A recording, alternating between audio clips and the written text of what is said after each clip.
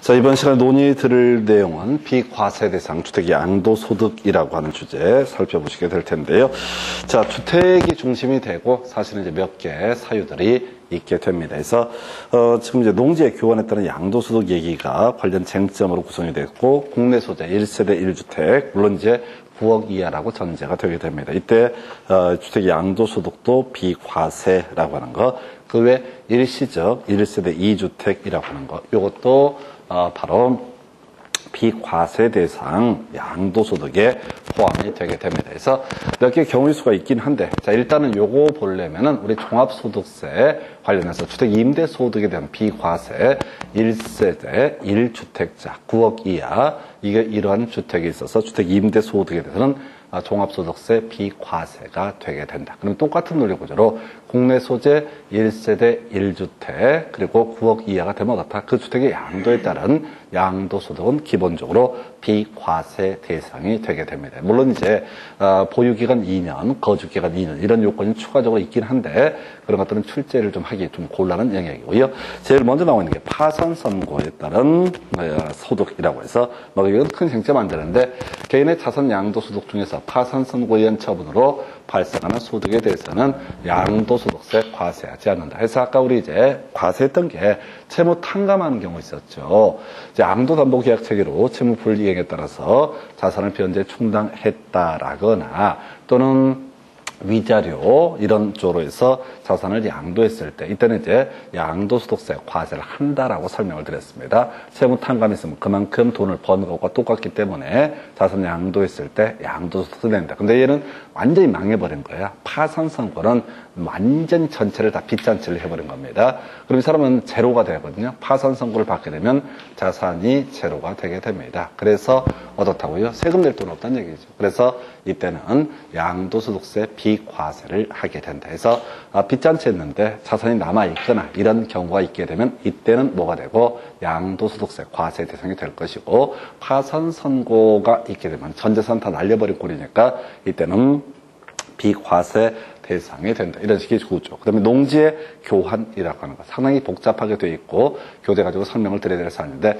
자, 농지를 교환합니다. 그러면 이제, 자, A라는 농지가 있고, B라는 농지가 있다라고 했을 때, 두 개 농지를 교환하게 된다. 그러면 이제 이런 경우 있겠죠. A라는 농지가 1억 정도의 가치가 있고, B라는 농지가 예를 들어서 7,500 정도의 가치가 있다라고 하는 경우, 이런 경우는 상정을 하게 되는 거죠. 그래서 이런 경우 원래 이제 A라는 농지를 가지고 있는 사람이 2,500만 원을 받겠죠. 그러면 2,500만 원 부분에서는 자산을, 토지를 일부를 넘겨주고 2,500을 받았으니까 원래 양도소득세 과세 대상이 돼야 됩니다. 자, 그런데 말이죠.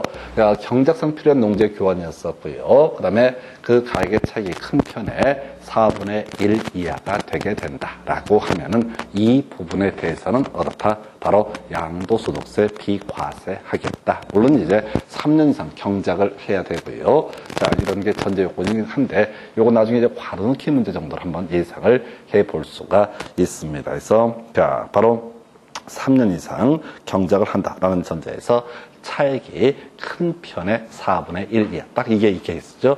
1억의 4분의 1이 얼마야? 2,500. 요런 경우. 이 정도의 양도소득에 대해서는 양도소득세 비과세가 된다 해서 3년 이상 경작. 물론 이제 그 사이에 수용당했다 할지라도 이것은 문제가 되지 않는다라고 이렇게 전제가 되어 있습니다. 그래서 요게, 지금 이제 옛날에 한때 유행했던 문제인데 요즘에는 그냥 이렇게 지문 정도로 던져놓고 있고요. 그 다음에 국내 소재 1세대 1주택. 그래서 이게 이제 조정 대상 지역과 조정 대상 지역 외 지역으로 구분을 하게 되는데요.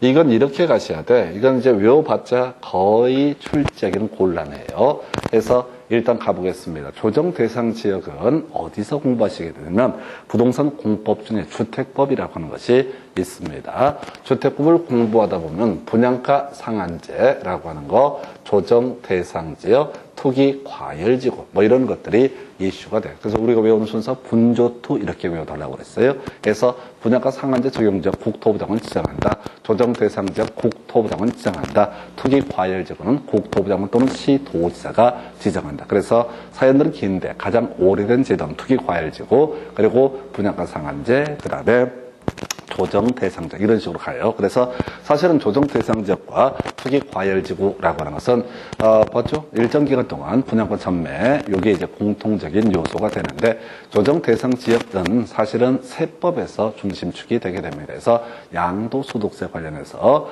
엄청나게 세율이 높게 때리는 거 물론 그걸 다 외울 이유는 없습니다. 그래서 하여튼 조정 대상 지역은 세금 문제와 주로 관련되어 있다. 투기 과열 지구 조정 대상 지역 공통적으로 신규로 건설 공급하는 주택에 대해서 일정 기간 동안 전매 제한을 받는다. 이게 이제 공통적인 요소고 차이점이 있다면 조정 대상 지역은 세율도 세고 등등등 세율에 관한 부분이 이슈가 되게 됩니다. 그래서 한번 볼 텐데요. 자, 국내 소재 1세대 1주택이다. 이 주택을 양도했다. 그러면 이제 이때는 양도소득세 비과세가 되게 된다. 이렇게 이제 뼈대를 잡게 되는데 일단은 조정 대상 지역이라고 하는 것부터 볼까요? 일단 9억 이하 공통적인 요소가 됩니다. 여기까지는 이제 고가주택이 이제 9억 초과하면 고가주택이니까 9억 이하가 되게 될 것이고요. 그 다음에 1주택 보유자가 될 테고, 그 다음에 보유기간 2년 이상, 거주기간 2년 이상인 주택을 양도에서 발생한 소득에 대해서는 바로 비과세가 이루어지게 된다. 근데 조정 대상 지역 외적이다라고 하게 되면 나머지 구축과 똑같죠. 9억 이하 1주택, 그 다음에 보유기간 2년 이상. 그래서 차이점은 조정 대상 지역에서는 거주도 기본적으로 몇 년? 2년 이상을 충족을 해야 된다. 그런데 조정 대상 지역 외적에서는 거주 요건은 충족하지 않더라도 양도소득세 비과세가 될 수가 있다. 요렇게 전제를 삼게 됩니다. 해서 국내 소재 1세대 1주택. 물론 이제 이 디테일한 내용이 오히려 출제 이슈예요. 이 긴 거는 이제 그렇게 가시면 좋을 것 같아. 괄호넣기 문제 정도로 예상을 해볼 수가 있습니다. 겁나 길어가지고 출제하기는 어려워요. 다시 국내 소재 1세대 1주택 9억 이하의 주택의 양도소득은 기본적으로 비과세, 조정 대상 지역 외 지역이다. 그런 투기가 발생하지 않는 지역을 얘기하는 거죠. 일단은 보유기간 2년의 요건을 충족을 해야 된다. 그런데 이제 그런 얘기 했었죠. 지금 조정 대상 지역은 보유기간 2년, 거주도 2년 이상을 충족을 해야 된다. 이렇게 뼈대를 잡게 됩니다. 그래서 이 정도가 이제 자세한 내용 좀 이따 자세히 살펴보시겠고요. 그 다음에 국내 소재 일시적 1세대 2주택 요것도 좀 이따 숫자 외워서 쇼부를 봐야 될 거고 조정금 쟁점되지 않습니다. 그래서 자 요게 있는데 자 그럼 중심이 되는 것은 국내 소재 1세대 1주택이라고 하는 거. 자 9억 이하였었고요. 그러면은 이 주택의 양도에 따른 양도소득은 양도소득세를 과세하지 아니한다라고 전제를 했었고 조정 대상지역은 2년 보유 2년 거죠. 조정 대상지역 외 지역은 2년 보유 딱 요 정도까지. 그래서 이제 지금 1세대 1주택 1대만 어떻다 비과세 혜택을 받을 수 있다. 그럼 집이 여러 채 있으면 이때 주택 팔아서 발생하는 양도소득에 대해서 당연히 양도소득세 과세가 이루어져야 된다. 이런 논리 구조가 되게 되는 겁니다. 자, 그래서 주택수를 계산하는 방법. 주택의 연면적이 주택 외 부분의 연면적보다 적거나 같을 때 주택 외 부분은 주택으로 보지 아니한다라는 표현이 나와 있네요. 자, 경우수를 따져볼게요. 자, 하나의 건물이 있게 됩니다. 주거용 건축물이에요. 근데 일부는 주택으로 쓰고 일부는 상가로 쓰는 경우가 있을 수가 있겠다. 그럼 이거 팔았을 때 그럼 이 사람이 1세대 1주택의 요건을 충족하게 되면 전부가 비과세가 되는 거냐 아니면 일부만 비과세가 되는 거냐라고 하는 거. 만약에 주택의 면적이 60%고 주택 외 부분이 40%다. 그럼 전부를 뭘로 본다? 주택으로 해석을 하게 된다. 50대 50이다. 그럼 50% 부분은 어떻다? 주택으로 해석하지 아니한다. 만약에 주택이 40이고 자 상가가 60이다. 그럼 이제 60% 부분은 어떻다? 주택으로 해석하지 아니한다. 이런 의미가 되겠습니다. 다시요.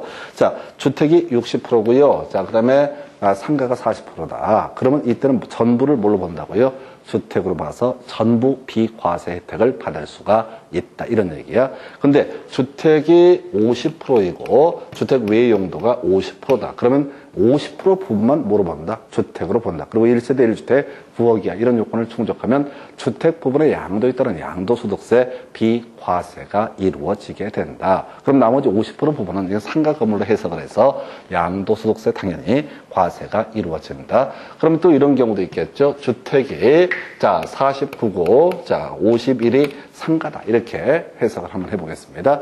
그러면 49만 주택이니까 이 부분은 나머지 1세대 1주택 2년 보유 등의 요건을 충족을 하게 되면 어떻다? 비과세가 되게 되겠다. 그러면 51% 부분에 대해서는 다 과세가 이루어질 수 있다. 그래서 이게요, 좀 이런 걸 좀 알고 있으면 쓸만해요. 어떤 경우가 있냐면은 상가주택 있잖아요. 상가주택. 서울 같은 데는 별로 도회지 말고 도시 외곽 지역들 가서 보시게 되면 뭐 양평이나 이런 데 가면은 자, 1층은 뭐 해장국집 이런 거 하고 2층은 주택으로 쓰고 있는 그런 경우들이 있을 수가 있다고요.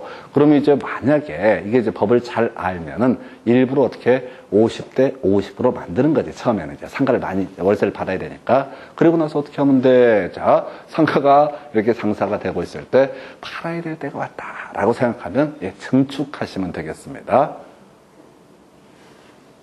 애초에 만들 때 증축할 공간을 만들어 두는 거지. 그냥 다락방 같은 거 하나 만들려고 미리 공간을 만들어 두는 거야. 그래서 어떻게 만들어? 50일을 만들어 버리는 거지. 그럼 전부가 1세대 1주택 요건을 충족을 하게 못하다. 이때는 전부에 대해서 바로 비과세 혜택을 받을 수 있다. 그거 봐요. 뭐 갖고 있으면 골치가 아파. 건물 지을 때부터 막 고민을 해야 돼. 어떻게 해야 되나 이렇게. 다시 1세대 1주택 2년 보유 등의 요건을 충족하면 주택에 대해서는 기본적으로 다 비과세. 근데 건물 중에서 50% 이상이 상가에 해당된다. 그럼 어떻다? 상가 부분은 주택이 아니기 때문에 최소한 주택은 비과세가 되겠지만 상가 부분은 양도소득세 납부할 의무가 있다. 그러니까 이게요, 문제 구성할 때 오히려 이런 게 내기 편해. 왜? 이거 2년 보유, 2년 거주 뭐 이런 거 있었잖아요. 그죠? 이런 것들은 시험에 내릴 수가 사실 없어요. 내려면 박스밖에 없어, 박스. 왜냐하면 이거에 대한 예외가 있거든. 2년 거주를, 2년 보유를 안 해도 되는 경우가 있다고, 나중에. 그러니까 이 문제를 구성을 굳이 하고 싶으면 뭐밖에 없다고요? 박스형 문제밖에 없어. 괄호 넣기 문제. 다음은 소득세법에 관한 내용의 일부이다. 괄호 안에 올바르게 연결된 것. 이런 식의 문제밖에 구성을 할 수 없어요. 어찌됐든 우리가 야매로 증을 따자. 이게 이제 제 컨셉이긴 하지만 그래도 뭔가 몇 개 주워들은 것도 있어야지. 그래갖고 복덕방에서 야야 없다는 틀렸어. 없다는 틀렸어. 포함한다 맞는 거야. 이 얘기를 고객들하고 얘기하면 고객들이 얼마나 기가 차겠어. 어이가 없지. 중개보러 하러 갔는데 중개 복덕방 아저씨가 또 아줌마가 없다는 틀렸고요. 포함하다는 맞고요. 이런 식으로 얘기하면 없어 보이잖아. 그래서 그때 이제 이빨 하나 깔 거 이렇게 나머지는 어차피 중개업소에 다 관련 자료가 협회라든가 이런 데 다 보내주니까 그거 보면서 그때 가서 고민하면 돼요. 그래서 아까 어떤 분이 상담 오셨는데 벌써 그 얘기를 저한테 물어보셨어요. 이게 중개업소를 인수를 했을 때 얼마의 어떤 마진이 준비가 내가 그걸 어떻게 하냐고 동네마다 다 드린대. 그건 내가 너무 설명을 잘한 거야. 더 이상 할 말이 없는 거야. 그래서 뜬금없이 그럼 중개업을 하면 얼마를 버나요? 그래서 그분은 다 이제 할 말이 없으니까 하신 말씀이고 가끔 어떤 분이 상담 전화 주신 분 중에 취업하면 월급 얼마 주나 이런 거 물어봐요. 내가 그걸 어떻게 하냐고, 내가 중개업 쏘냐고, 취업을 시켜주냐고 뭐 이런 것도 물어보시고 환장합니다. 여기가 직업 소개서인 줄 알아요. 직업 소개서. 아니면 학원에서 그렇게 하는 데도 있어요. 직업 소개서처럼 이렇게 홍보를 하는 데가 있어요. 근데 혹시 나중에 중개업 이렇게 연습하시거나 이럴 때는 모르는 데 가는 게 제일 좋습니다. 중개업을 좀 배워야겠다. 미리 결론부터 말씀드릴게요. 배울 건 아무것도 없어요. 이렇게 얘기하면 그렇게 말들 안 들어. 가서 또 배워. 전화 받을 때 공손하게. 예, 행복공인중개사무소. 이거 얼마나 좋아. 아니, 저한테 배워서 나간 사람들이 뭘 고객한테 설명을 하겠냐고. 없다, 틀렸다, 포함한다, 옳은 표현, 숫자는 답이 아니다, 뭐 이런 거. 아니, 어서 배우든 마찬가지라고. 겨우 50점, 6점 맞아서 커트라인에서 아슬아슬 합격하신 분들이 무슨 법률 전문가냐고. 모르지. 그리고 책을 계속 봐도 헷갈려 죽겠는데 책을 조금만 놔버리면 깔끔하게 리셋돼 버리죠. 모른다고. 근데 거기서 뭘 배워? 배울 거 없다고 얘기 뒤지게도 말 안 들어. 그래서 하여튼 배우러 가. 그럼 어떻게 돼? 한 3일 가게 되면은 같이 밥 먹는 것도 불편해. 아니, 특별히 할 일도 없고 뭐 복사 이런 거 시키고 유치한 커피 이런 거 시키고 지금 어떻게 창원의 꿈을 갖고 중개사 자격증을 따고 그 기쁨도 안고 이제 실무에 내가 뛰어서 뭔가를 보여주리 이렇게 각오를 다지고 있는 사람한테 커피 좀 부탁해. 이거 해봐. 그리고 오는 인간들은 맨날 그냥 한량 같은 인간들 와서 이빨 까고 있고 배울 게 뭐 있어. 뭔 얘기하고 있죠? 배울 게 없다고요. 그래서 군대 굳이 내 말을 안 듣고 무조건 중개업을 배워보고 싶다고 해. 그러면 모르는 데가 그게 제일 좋아요. 왜? 일주일 만에 그만두고 가거든. 아는 사람이면은 그거 중간에 그만두기도 지랄이고 되게 힘들어요. 아는 사람 소개받아서 가잖아요. 그러면 이제 가신 분, 소속 공인중개사 하시는 분 입장에서는 매출도 없고, 괜히 자리 지키고 있기도 민망하고, 그만 가고 싶어. 그 다음에 이제 그걸 고용하신 그 중개업소도 장사가 잘 되고 면 고용을 안 한다니까. 나한테까지 그런 자리가 안 와. 장사가 안 되니까 보통 개나 소나 부르는 거야. 내가 그 개나 소나라고. 그럼 가서 할 일이 없다고요. 서로 불편해. 그리고 서로 이제 어떻게 가슴에 담아두는 상처들을 서로 이제 유감 갖는 것들을 갖게 돼. 그래서 제일 좋은 건 뭐야? 전혀 모르는 집에 가야 돼. 그리고 가서 3일 만에 다 배웠구나 라고 하고 나오시면 돼. 그때 이제 쓸데없는 짓거리 하는 분들 중에 어떤 분이 있냐면 기왕 시작했으면 한 달은 채워야지. 그건 저런 거 똑같아. 담배를 한번 배웠으니까 10년은 피워야지. 이거는 똑같은 거야. 아니면 바로 접으면 되는 거야. 모르는 데 가는 게 좋겠다. 뭔 얘기 하다가. 자, 하여튼 옆으로 셌어요. 지금, 그래서 지금 요거, 주택에 관한 부분, 요거. 이것만 이게 이제 출제 포인트가 됐다. 사례 문제도 구성해야 되고, 이런 게 좋아요. 그 다음에 이제 다가구 주택, 하나의 매매 단전에서 양도하는 경우, 그때 전체를 하나의 주택으로 본다. 우리 종합소득세 할 때 기억나세요? 종합소득세 할 때 다가구 나왔었다고. 자, 우리가 종합소득세, 자, 주택 임대소득에서 비과세가 이루어지는 경우가 있었죠. 1세대 1주택, 부분을 합산한다고 쳤었고요. 1세대 1주택이고 9억 이하의 주택에서 발생하는 주택 임대소득에 대해서는 어떻다? 비과세가 이루어진다. 근데 원룸을 내가 가지고 있다. 그러면 그건 다가구 주택은 기본적으로 한 개의 주택으로 해석하게 된다. 근데 구분 등기가 됐을 때는 여러 개의 주택으로 해석을 한다. 그런 얘기나 똑같은 얘기예요. 자, 다가구 주택을 다가구 주택이라고 하는 것을 자, 하나의 통으로 매매가 이루어지고 그 사람이 그 주택밖에 없다고 그러면 이때는 뭘로 본다? 1세대 1주택. 그게 9억 이하짜리라고 전제가 되게 되면 거기서 발생하는 양도소득에 대해서는 어떻다? 비과세가 이루어지게 된다. 비과세 혜택을 받을 수 있다. 이런 얘기라고. 그러니까 실제 문제 구성할 때 이거요. 포괄적인 얘기는 사실 내기가 되게 곤란한 거예요. 법정 카피에서 지문도 너무 길고 그래서 카피에서 바로 넣기 문제가 요즘에 이제 새롭게 출제되는 영역이기 때문에 그래서 2년 보유, 2년 고지 이런 것들의 설명을 드리긴 하지만은 실질적으로 과거에 나왔던 문제 패턴들은 뭐라고요? 주택수를 계산하는 방법 이런 것들을 가지고 구성을 문제를 하게 됩니다. 이건 예외가 없으니까 딱 떨어지니까 이런 게 있겠고요. 자, 그다음에 이제 아까 우리 조정 대상 지역 같은 경우는 그런 거 있었죠. 2년 보유, 2년 거죠. 조정 대상 지역 외 지역에서는 2년 보유했을 때 비과세 혜택을 받을 수 있다. 이런 식으로 논리가 전개가 됐어요. 자, 그런데 이제 이 보유 기간, 거주 기간 자체가 배제 이런 요건을 충족하지 않아도 비과세를 받을 수 있는 경우가 있다고요. 거주기간 기준으로요, 이런 게 있어요. 1년 이상 거주한 주택. 원래, 자, 2년, 보유기간 2년도 경우에 따라서 거주기간 2년. 그래서 일단 보유기간은 2년이 돼야 된다고. 그런데 이 사람이 그 주택을 매입을 해서, 자, 1년 정도 살다가, 거주기간이 뭐라고요? 1년 이상 거주했다고. 보유기간도 딱 1년 이상이란 얘기야, 그러니까. 아니, 2019년도 2월에 이걸 매수를 했다고.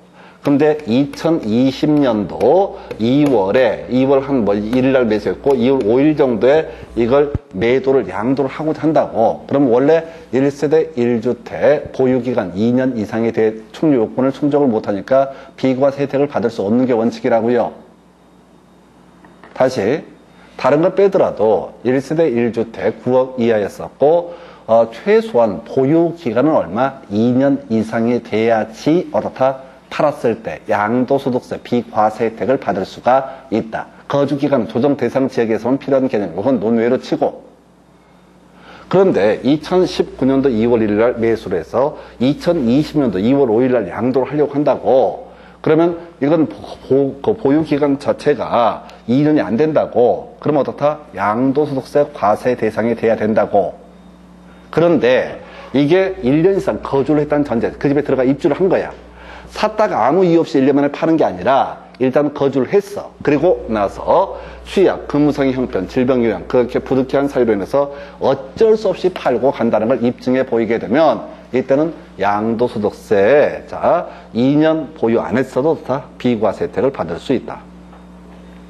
한편 겁나 긴데 건설 임대주택이라는 표현 나와 있죠. 5년 이상, 임차일로부터 5년 이상인 경우. 이것도 이제 설명은 어려운데 간단해.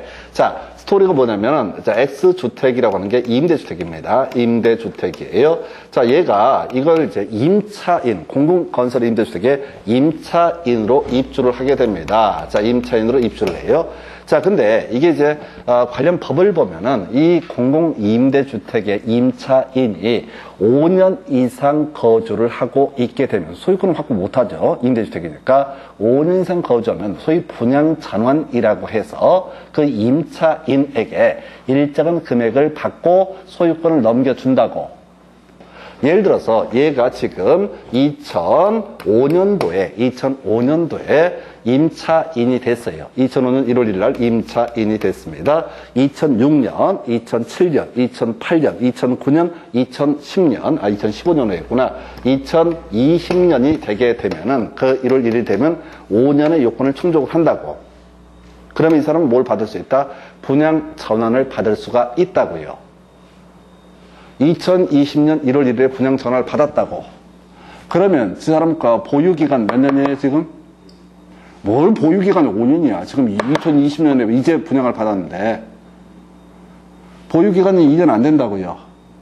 그런데 이런 경우에 이런 임차일로부터 5년 이상 거주를 했다. 그러면 바로 분양 전환 받아서 바로 팔더라도 어떻다? 1세대 1주택으로서 9억 이하라는 전제에서 어떻다?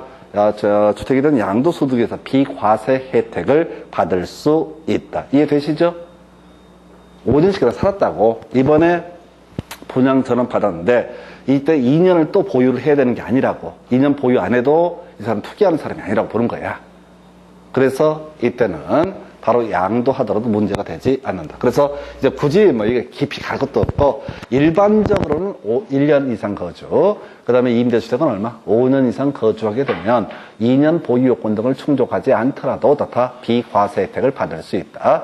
그 다음에 해외 출국이라고 타이틀을 붙였어요. 여기서 기억할 게 뭐야? 2년 내 양도하는 경우 나와 있죠? 외울 게 2년 내 양도하는 경우에는 설령 보유기간 요건 등을 충족하지 않더라도 어떻다? 1가구 1주택, 나머지 요건을 충족하면 어떻다? 비과세 혜택을 받을 수 있다. 자, 사연은 이런 식이에요. 해외 이주로 세대원 전 원출국합니다. 자, 집을 샀어요. 자, 그런데 해외 이민을 가야 될 상황이라고. 근데 이 주택을 팔게 되면 2년 보유 등의 요건을 충족하지 못하게 되면 어떻다? 주택에 대한 양도소득에 대해서 과세가 이루어지겠지요? 그죠? 근데 이거 그럼 괜히 해외 이민 가가지고 2년 후에 와서 또 이렇게 또 조정 대상 지역이라고 했을 때 2년 거주를 할 수가 없잖아요. 그래서 이런 경우에는 언제 출국일로부터 2년 내 양도하게 되면은 설령 2년 보유 요건 등을 충족하지 않더라도 바로 비과세 혜택을 받을 수 있다. 이해되시죠? 비슷한 것이 해외에 지금 1년 이상 국외 거주를 필요로 이런 게 중요한 게 아니라 외울 포인트가 뭐라고요? 바로 출국일로부터 2년 내 양도하게 되면 2년 보유, 2년 거주 요건을 충족하지 아니하더라도 주택의 양도소득에 대해서 비과세가 이루어지게 된다. 감 잡으셨어요? 그럼 외울 게 뭐야? 1년 이상 거주, 5년 이상 거주, 그 다음에 출국일로부터 얼마? 2년 이내 양도하는 경우. 그러니까 이 출국일로부터 2년에 양도한다는 얘기는 이게 뭐냐면은 주택에 대한 전매 차익을 노리고 산 게 아니란 얘기야. 어떻게든 팔려고 노력하고 있다는 얘기야. 그러니까 일단은 2년 거주 요건 등을 충족하지 않더라도 다 비과세 혜택을 받을 수 있다. 근데 실제 문제는 어디에서? 이런 데서 출제하는 거예요. 왜? 원칙을 잘못 출제해버리면 이건 출제 오류거든요. 그래서 아직까지는 거의 출제가 안 됐어요, 이것들. 그럼 굳이 옛날에 나오던 게 국외주택의 양도소득. 국외주택의 양도에 따른 양도소득은 당연히 여타 과세가 되게 됩니다. 국내 소재 주택만 아까 우리 종합소득세 할 때도 국내 소재 1세대 1주택 9억 이하라고 했을 때 그 주택이 임대 소득에 대한 비과세 이런 식으로 봤었죠. 그러면서 혹시 국외 주택이 있다. 거기서 나오는 주택 임대 소득은 금액의 다과를 불문하고 당연히 여타 종합소득세 과세 대상이 되게 되는 똑같은 논리 구조로 전에 이런 문제가 한번 나왔어요. 과거에 좀 어려웠었는데 국내 1주택 외국의 1주택 이렇게 주택을 소유하고 있는 경우가 문제가 된다. 그러면 이제 국내 주택 기준으로 해서 그 주택을 양도했을 때 양도소득세 비과세 됩니까? 라고 했을 때 나머지 요건 충족하면 비과세 됩니다. 왜? 이 비과세기는 국내 주택 기준으로만 따지는 거야. 외국에 집이 몇 채가 돼 있든 간에 그건 중요한 게 아니고 국내 기준으로 1세대 1주택 국내 기준 1세대 1주택이면 어떻다? 이때는 주택에 대한 양도소득에 대해서 양도소득세 비과세가 이루어지게 된다. 감 잡으셨죠? 그래서 그다지 뭐 어렵지 않아요. 그래서 이렇게 살펴드렸고 그다음에 거주기간 배제사유라고 해서 우리 조정 대상 지역에서는 거주 2년 거주 요건을 충족해야 되는데 이 사람이 임대사업자였었거나 또는 조정 대상 지역 지정하기 전에 먼저 매수를 했을 때는 거주기간 2년 요건은 충족하지 않는 별로 중요치 않습니다. 해서 이게 자 국내 소재 1세대 1주택 9억 이하 주택의 양도소득이 된 비과세라고 하는 개념. 그래서 오히려 이게 주택과 상가로 복합 건물일 때 자 주택 부분은 어차피 비과세인데 만약에 50% 이상의 상가에 해당된다. 그러면 그 부분은 자 양도소득세 과세한다. 다가구 주택이라고 하는 거 통매매 하게 되면 1세대 1주택 9억 이하 이런 나머지 요건을 충족하면 어떻다? 비과세 혜택을 받을 수 있다. 물론 구분 등기가 되어 있다면 그건 1세대 다주택이 되게 되는 것이죠. 그래서 주택의 양도소득에 대해 당연히 양도소득세 과세가 이루어지게 된다. 이렇게 그림을 봐야겠고 2년 보유, 2년 거주 요건 등 일반적인 사유 1년 이상 거주하거나 이자 건설 임대주택 5년 이상 거주했을 때는 설령 보유 기간 요건 충족하지 않아도 비과세 혜택을 받을 수 있다. 출국일로부터 2년 내 양도하게 되면 나머지 요건 충족하지 않더라도 비과세 혜택을 받을 수가 있다. 이런 식의 얘기들 이 정도로 보셨어요. 그 다음에 이제 남아있는 것이 바로 국내 소재 일시적 1세대 2주택 원래 국내 소재 1세대 1주택일 때만 어떻다 이렇게 주택에 대해서 양도하다가 양도소득이 발생되게 되면 어떻다 비과세 혜택을 받을 수가 있다. 이렇게 설명을 드렸습니다. 자, 그런데 말이죠. 지금 어떻게 하다 보니까 일시적으로 1세대 2주택이 된 경우 이때도 자, 어떻다? 일정한 경우에는 비과세 혜택을 받을 둘 중에 하나의 주택을 팔게 된다. 그러니까 얘가 투기하려고 집 두 채를 산 게 아니라 지금 집 한 채를 가지고 있고 특정한 사유 때문에 어쩔 수 없이 2주택이 된 경우가 있다. 그 중에서 하나의 주택을 팔게 되면 그 부분에 대해서는 어떻다? 1세대 1주택으로 봐서 비과세 혜택. 그럼 뒤에 주택은 당연히 1세대 1주택이 돼버리는 거죠? 아니, 집이 한 채가 있었는데 불가피한 사유로 1세대 2주택이 됐다고. 그러면 그 중에 하나의 주택을 양도하게 되면 일정한 요건하에서 1세대 1주택으로 봐준다고. 그래서 비과세 혜택을 받을 수 있다고. 팔았다고 했을 때 비과세하고 나머지 주택은 당연히 1세대 1주택이 되니까 또 비과세 혜택을 나중에 팔았다고 했을 때 혜택을 받을 수 있다. 근데 이거는 지금 문제 구성할 때 너무 길고 복잡스러워요. 그래서 지금 29회인가 28회 때 나왔던 문제 패턴인데 괄호넣기 문제가 출제가 되게 됩니다. 숫자만 외우시면 돼요. 조의, 외불삼, 혼호보응식 끝. 너무 빨라서 못 알아먹었다고? 아니야, 못 알아먹을 얘기를 그냥 빠르게 했을 뿐이에요. 조의, 외, 불삼, 혼오, 봉십. 조의, 외, 불삼, 혼오, 봉십. 조이, 외불삼, 혼오, 봉십. 그 설명 드릴게. 자, 조정 대상지역에서 일시적 1세대 2주택이 됐는데 2년 내 종전주택을 양도하면 그 부분에 대해서는 뭐로 봐주겠다? 1세대 1주택으로 보겠다. 조정 대상지역 얼마? 종전주택을 2년 이내. 되셨죠? 왜? 조정 대상지역 외 지역에서 일시적 1세대 2주택이 됐을 때 3년 내에 종전의 주택을 양도하면 이 부분도 뭐로 봐주겠다? 1세대 1주택으로 봐서 그 주택의 양도소득에서 비과세 혜택을 주겠다. 아니, 별거 아니고 조2 조정 대상지역은 2년, 조정 대상지역 외 지역은 뭐라고? 3년. 그 다음에 불가피한 사유 몇 년? 3년. 그래서 볼까요? 기재부령이 정하는 취약 근무상 형편 등등등의 사유로 인해서 수도권 밖에 소지하는 주택과 그 밖의 주택을 각각 국내에 한 개씩 소유하고 있는 한 세대가 부득이한 사유가 해소된 날로부터 3년 내 일반 주택을 양도하는 경우. 자, 가십시다. 부산에 살고, 부산은 수도권이 아닙니다. 부산은 수도권이 아니라고요. 부산에 집 한 채 가지고 있는 분이 있었다고. 근데 근무라든가 갑자기 광양, 전라도 광양으로 아빠가 발령을 받았다고. 그래서 거기 가서 주택을 한 채 샀다고. 그러면 1세대 2주택이 된 것이죠. 그럼 원래 주택의 양도소득이든 양도소득이든 소득세는 일단 1세대 2주택이면 과세가 돼야 된다고.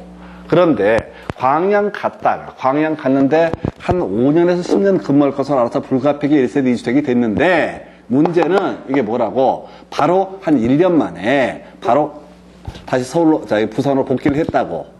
그렇게 하게 되면은 해소된 날로부터 얼마? 3년 내 그 일반 주택을 양도하게 되면은 그 밖의 주택을 양도하게 되면은 이때는 어떻다? 이 부분에 대해서는 1세대 1주택으로 봐서 비과세 혜택을 주겠다. 해서 부산에 집 한 채, 수도권은 안 돼요. 수도권에 집 갖고 있고 지방에 집 갖고 있는 거 안 된다고. 그건 1세대 2주택이야, 그냥. 근데 부산, 수도권이 아닌 지역에 주택을 한 채 가지고 있었다고. 근데 아빠가 갑자기 전라도 광양으로 제철 위해서인가 보지, 전근을 가. 이제 월세 살 수도 있고 전 살 수도 있는데 집을 샀다고. 그리고 나서 광양에 사시다가 어떻게 1년이든 2년, 3년은 그건 중요한 게 아니고 살다가 이제 다시 부산으로 발령을 받았어. 그래서 어떻게 기존 주택, 광양에 있는 그 주택을 몇 년? 3년 안에 양도를 하게 되면 그 부분에 대해서는 뭐로 본다? 1세대 1주택 비과세 규정을 적용을 하게 된다. 이해되세요? 그래서 조정대상지역 2년, 조정대상지역 외지역 3년, 불가피한 사유로 1세대 2주택이 됐을 때, 자, 해소된 날부터 3년 내 그 주택을 양도하게 되면 그 부분은 1세대 1주택으로 봐서 이거 투기하겠다는 얘기가 아니라고 보는 거지. 그래서 이때는 비과세 혜택을 받을 수 있다. 조2, 외, 불, 3까지 보셨어요? 조정대상지역 외지역 3년, 그 다음에 불가피한 사유 3년. 혼인으로, 복도 많은 집구석이야. 해서, 자, 이렇게 되어 있습니다. 1주택자가 혼인, 봉영자 혼인, 이렇게 두 가지로 구분하는데, 하여튼, 혼인은 몇 년? 혼인 한 날부터 얼마? 5년 내 양도하는 부분은 어떻다? 1세대 1주택으로 보겠다. 이런 얘기라고. 자, 사연 보겠습니다.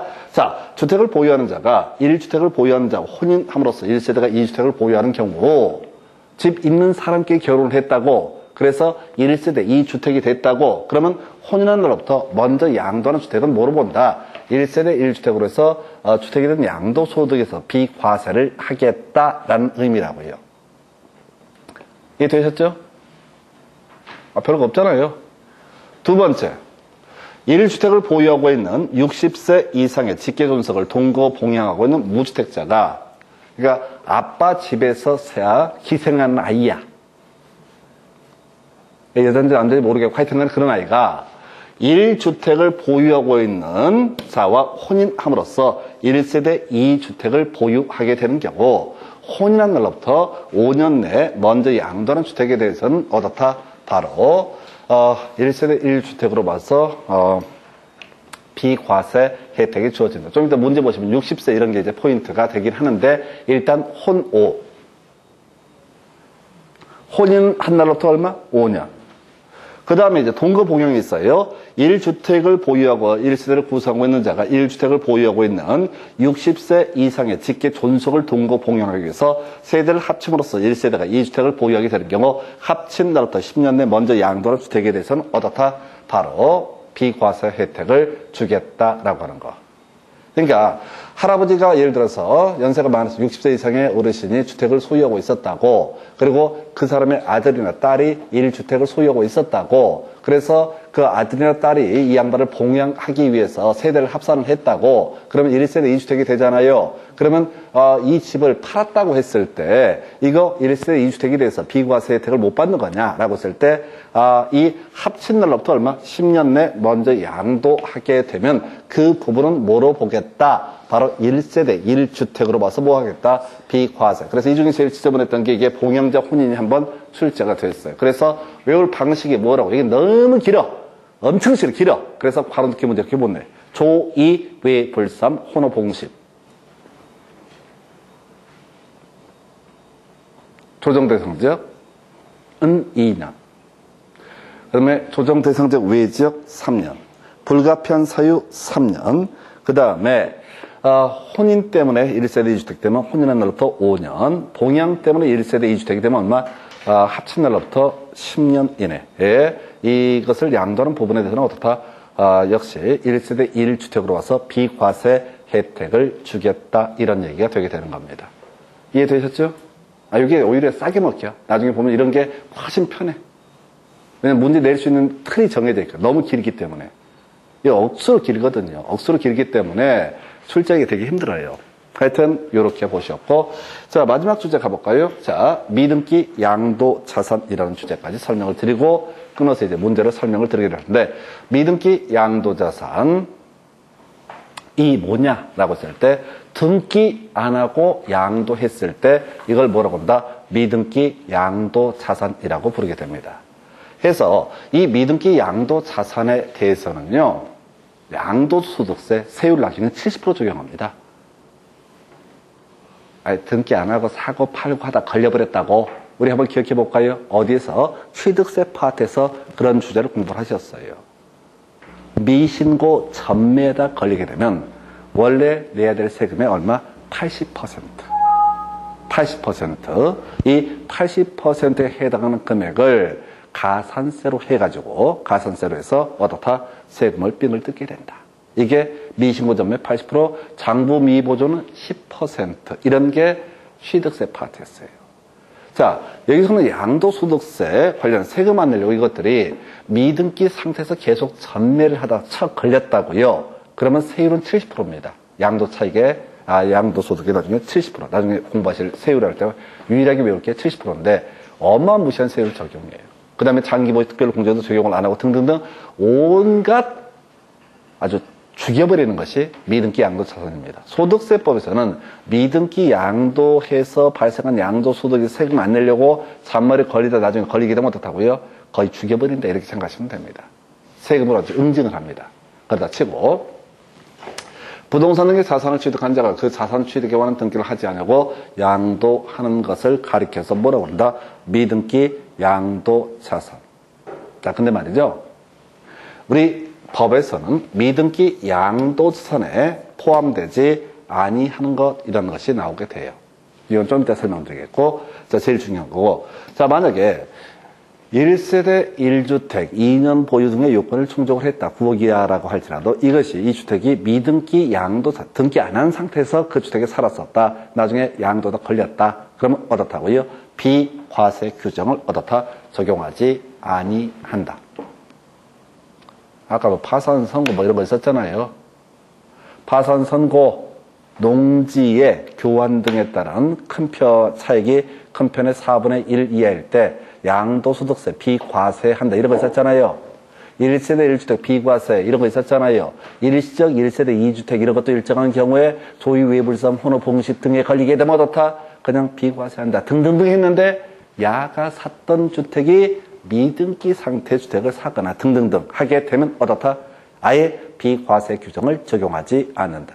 그리고 아까 설명드렸던 거 장기보유 특별공제 우리가 이제 나중에 소득 양도소득 계산하는 과정을 공부하실 거예요. 요거 배제합니다. 그 다음에 기본공제 배제합니다. 지금은 알 수 없어요. 그리고 양도소득세율은 70%를 적용합니다. 요런 게 미등기 양도자산이에요. 그런데 이건 이제 기본 구조에 관한 부분이고 이 파트에서 시험 문제 출제 포인트는 사실 마지막 문제이고 두 번이가 출제가 되는데 좀 이따 지문 가지고 분석해 드릴 거예요. 바로 이것이 출제가 되게 됩니다. 미등기 양도자산에 포함되지 아니한 거. 제외되는 거. 그래서 여기서 여기 봐봐요. 이만큼에서 다 읽어봐요. 읽어보시고 나서 제일 중요한 단어가 뭐야? 이 화면을 가지고 설명드리면 제일 중요한 단어가 뭐 단어가 한두 개야지. 그래서 힌트를 드릴게. 지읒으로 시작해. 제외. 끝. 자, 이 내용을 보지 마시고 무조건 점점점 나오게 되면 어떻다? 미등기 양도자산에 포함되지 아니한다. 제외한다. 옳은 표현. 미등기 양도자산에 포함된다. 틀린 표현. 요거 우리 저거 공법할 때 제가 한번 설명드렸던 패턴 있잖아요. 공법에서 바닥 면적에 포함되지 아니한다. 건축법에서 이런 게 있었어요. 건축법 시행령에서는 바닥 면적에 포함되지 않는 것만 더럽게 많이 규정하고 있어. 그래서 시험 지문에 점점점은 바닥 면적에 포함되지 아니한다. 다 옳은 표현. 노대, 타락. 바닥 면적에 포함된다, 포함되지 않는다. 노대, 타락. 바닥 면적에 포함된다, 포함되지 않는다. 포함되지 않는다. 무조건 포함 안 된다. 이게 포인트라고. 근데 가짜 노대, 가짜 타락은 어떻다? 바닥 면적에 포함된다. 이런 식으로 공부를 하셨다고. 아, 발코니가 1.5m 넘어서게 되면 어떻다? 그건 노대가 아니다. 1.5m 넘어선 부분은 노대가 아니니까 그건 바닥 면적에 포함한다. 경사진 형태 지붕에서 층고 1.8m 초과하는 그것은 타락이 아니니까 어떻다? 바닥 면적에 포함한다. 이렇게 공부를 하셨다고. 그럼 이거 똑같은 거야. 이런 것들은 미등기가 맞아. 근데 소득세법 세계는 미등기 양도자산이 어떻다? 포함되지 않는다. 제외된다라는 게 포인트라고. 자, 이제 설명을 드릴게요. 이거는 사실은 하나하나 알아봤자 의미가 없어. 무조건 우리가 기억할 건 점점점은 미등기 양도자산에 포함되지 않는다. 왜? 소득세법에서는 미등기 양도자산에 포함 안 되는 것만 규정하고 있다고. 이것을 제외한 어떤 것이 미등기 상도로 양도를 하게 되면 그게 바로 뭐가 된다? 미등기 양도자산. 다시 갑시다. 소득세법에서는 미등기 양도자산의 정의를 두면서 다음의 것들은 미등기 양도자산에 포함되지 않는다라고 법이 돼 있다고. 그럼 출제위원은 문제를 구성할 때 아무거나 하나 뽑아. 그리고 얘를 가지고 미등기 양도자산에 포함된다. 틀린 편, 포함되지 않는다. 옳은 편 이렇게 구성을 한다고. 아니, 패턴을 잡아내야 된다고요. 이걸 뭐 읽고 온다고 해서 해결되는 게 아니야. 아, 미치겠네. 저거 있었잖아. 앞에서 공부했던 거. 지상권, 지역권 기어 나오면 뭐가 되고? 기타 소득. 그죠? 나머지 모르면 다 뭐라고 그랬어요? 사업 소득. 그래서 시험 지문에 사업 소득에 해당한다, 사업 소득에 포함되지 않는다, 기타 소득에 해당한다, 기타 소득에 해당하지 않는다 등등등 이렇게 다양하게 지문이 구성되지만은 우리는 무식하게 지역권, 지상권만 뒤지게 외운 다음에 모든 문제를 풀어가는 걸 여러분이 직접 경험을 하셨어. 똑같은 논리 구조야. 소득세법에서는 미등기 양도자산의 종류를 선언을 하지 않는다고. 그러면서 소득세법에서는 뭐만 규정하고 있다? 미등기 양도자산에 포함되지 않는 것만 규정을 하고 있다고요. 그러니까 시험 지문에 뭐가 나오든 간에 아니 아까 바닥 면적에 포함되지 않는다. 이런 같은 구조라고. 미등기 양도자산에 모두 어떻다? 포함되지 않는다. 이걸 제외한 나머지가 있다라면 그것이 바로 어떻다? 미등기 양도자산에 포함된다. 이런 얘기라고. 근데 포함되는 걸 쓸 수가 없다고. 이걸 다 써야 돼. 이것도 아니고 이것도 아니고 이것도 아니고 이것도 아니고 이것도 아니고 이런 5개 요건에 모두 해당되지 않고 미등기에서 양도를 하게 되면 그게 바로 뭐가 된다고요? 미등기 양도자산에 해당한다. 이런 식의 구조라고. 그러니까 이런 문제는 구성을 못 하잖아요. 다섯 개를 다 쓰고 1도 아니고 2도 아니고 3도 아니고 4도 아니고 5도 아니면서 미등기면은 이게 미등기 양도 자산에 해당돼서 세율 70% 장기보유 특별공제 적용하지 않고 기본공제를 적용하지 않는다. 이렇게 쓸 수가 없다고. 객관식 문제에서는. 그러면 자, 여기서는 두 가지 유형의 문제가 있어요. 지금 나왔던 것이 아무거나 하나 뽑아.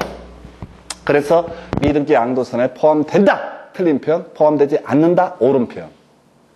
두 번째 문제 패턴. 박스 쳐. 기역, 니은, 디귿, 리을 이렇게 해놓고 다음 중 소득세 법령상 미등기 양도 자산에 포함되지 않는 것끼리 연결하는 답 몇 번? 5번이지. 다니까. 출제 기술상 다라고. 기역, 니은, 디귿이 됐든 기역, 니은, 디귿, 리을이 됐든 간에 무조건 답이 있다는 5번이 될 수밖에 없어. 와, 이거 눈빛들이 거의 못 믿는 눈빛인데? 이건 출제 기술의 문제라고. 근데 수험생들이 이걸 외우신다고. 이것은 미등기 양도세에 포함되지 않는다. 이것은 바보야. 그냥 바로 치고 들어가 버리죠. 자, 설명 간단히 드릴게요. 장기 할부 조건을 취득한 자산으로서 계약 조건에 의해서 양도 당시 등기가 불가능했다. 국가한테 자산을 사는데 얘가 지금 10년 할부로 샀다고. 그러면 10년 할부금 다 내야지 어떻게 할 수 있다? 등기를 넘겨봤잖아요. 근데 9년 할부가 된 상태에서 이 권리를 양도를 하고자 한다고. 그러면 이건 미등기이긴 하지만은 미등기 하려고 미등기 한 게 아니라고. 그러니까 이것은 70% 세율을 적용할 이유도 없는 것이기 때문에 미등기 양도자산에 어떻다? 포함되지 않는다. 두 번째. 법률 규정, 법원의 결정에 의해서 양도 당시 아예 자산 취득에 관한 등기가 불가능. 국가가 인정해 준다. 이건 등기 안 되는 물건이다. 어쩔 수 없지. 어떤 이유인지 모르겠지만 그러면 어떻다? 이것은 미등기 양도자산에 포함되지 않는다. 세 번째, 주택으로서 건축법에 따른 건축허가를 받지 않아서 등기가 불가능한 자산. 건축허가를 받지 않으면은 나중에 사용 승인을 받을 수 없어. 사용 승인을 받지 않게 되면 건축물 대상에 등재가 안 돼. 건축물 대상에 등재가 안 되면 소유권 보호 등기를 못 해. 무허가 건물이라고. 그러면 이걸 사고 팔았다고 했을 때 얘가 양도소득세 이런 걸 탈루하려고 그런 게 아니라고. 세금을 안 내려고 개수작을 한 게 아니라 허가 자체가 없으니까 사용 승인을 받을 수 없고, 사용 승인을 받을 수 없으니까 건축물 대상에 등재가 안 되고, 건축물 대상에 등재가 안 되니까 소유권 보호 등기를 못 한다고. 사고 팔 수 있잖아요. 근데 탈루 목적이 아니라는 거지. 그래서 이것은 미등기 양도 자산에 관한 조항을 어디다 적용하지 않는다. 뭐 이런 경우지. 이 사람이 이 미등기 무허가 건물을 가지고 샀어, 주택을. 근데 등기를 할 수가 없는 상황이었어. 1세대, 1주택, 2년 보유 요건 등을 충족을 했어. 근데 나중에 특례 조항 등에 따라 등기가 이루어졌다고. 그렇다고 해서 미등기 양도자산을 보지 않는다. 이런 얘기라고 해요.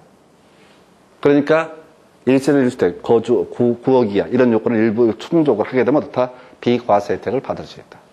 네 번째, 도시개발법에 따른 도시개발사업이 종료되지 않아서 취득 등기를 하지 아니하고 양도하는 토지. 도시개발법, 우리가 수용 방식일 때 공사원력 공고, 환지 방식일 때 환지처분 공고라고 부릅니다. 자, 중간에 샀어. 근데 등기가 불가능한 상태라고. 도시개발사업 과정이니까 중간에 또 이걸 팔았어. 돈이 필요해서. 이거 양도소득세 탈루하려고 미등기로 전매하는 게 아니라고. 등기가 불가능한 상태라고. 자, 그리고 나서 건설업자가 도시개발법에 따라 공사 용역의 대가로 취득한 퇴비지를 환지처분 공고 전에 양도한 토지. 자, 지금 환지처분 공고가 있어야 등기가 이루어진다고, 기본적으로. 근데 그 전에, 이것도 그래. 기피 상할 것도 없어. 등기를 할 수 없는 상태 취득을 했다고. 그냥 노가다 비용으로 땅을 줬대. 근데 환지처분 공고 전에 또 돈이 필요해서 팔아야 된다고. 그럼 얘가 세금을 아끼려고 하는 게 아니라고. 이런 것들을 꼼꼼히 보시면 뒤져버려요. 도시개발법 소화가 돼야 돼요. 등등등.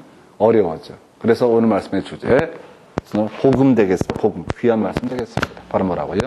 미등기 양도자산에 포함되지 않는다. 전부 옳은 표현. 포함된다. 틀린 표현. 그리고 앞으로 나올 문제, 박스요. 기역, 니은, 디귿, 리을. 깔아놓고 나서 뭐라고요? 다음 중 미등기 양도자산에 해당하지 않는 것끼리 연결하는 것. 답은 5번. 기역, 니은, 디귿이든 기역, 니은, 디귿, 리을이든. 이건 구조적으로 뭐라고요? 다 법에서 미등기 양도자산에 해당하지 않는 것만 규정을 하고 있습니다. 자, 여기까지가 비과세 등에 관한 쟁점 보시고 잠시 끊었다가 지문 가지고 내용 설명드리겠습니다.